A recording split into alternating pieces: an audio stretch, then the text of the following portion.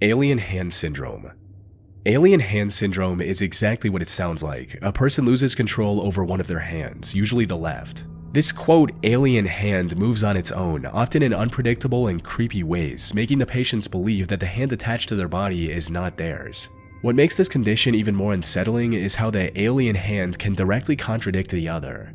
Imagine flipping on a light switch only for your rogue hand to immediately switch it back off.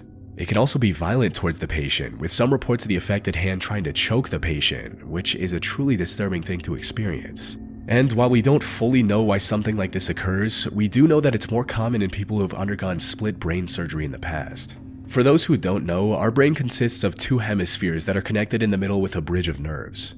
Our motor functions are also split between the two halves. The left brain controls our right side, while the right brain controls the left. More importantly, the left hemisphere governs our ability to speak. It's where our language centers are housed, the part of us that can articulate thoughts. In a sense, it's the voice of who we are. However, during a split brain surgery, the corpus callosum, which is the bridge that connects the two hemispheres, is cut to treat severe drug-resistant epilepsy. And as the theory goes, split brain surgery removes the right brain's ability to communicate its intentions with the left brain, which, as we discussed, controls speech. In silence, the right brain remains conscious, aware, and functioning, but with no voice to express itself.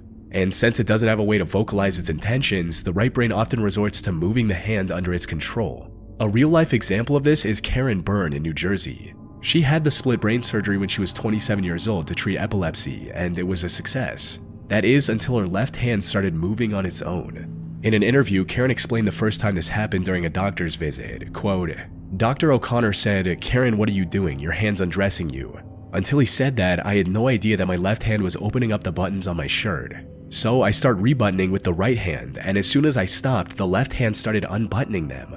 So he put an emergency call through to one of the other doctors and said, 'Mike, you've got to get here right away, we've got a problem.' She also explained how it now hinders her day-to-day life, stating, 'I'd light a cigarette, balance it on an ashtray, and then my left hand would reach forward and stub it out.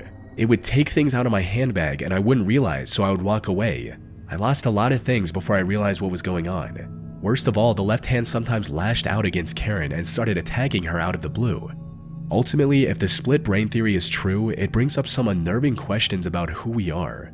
But as creepy as some of the implications are, I doubt we'll get concrete answers anytime soon, since this disorder is so rare that it's hard to study. Plus, our brain is way too complex to fully understand with our current medical technology.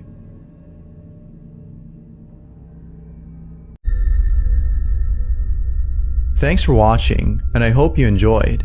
Until next time.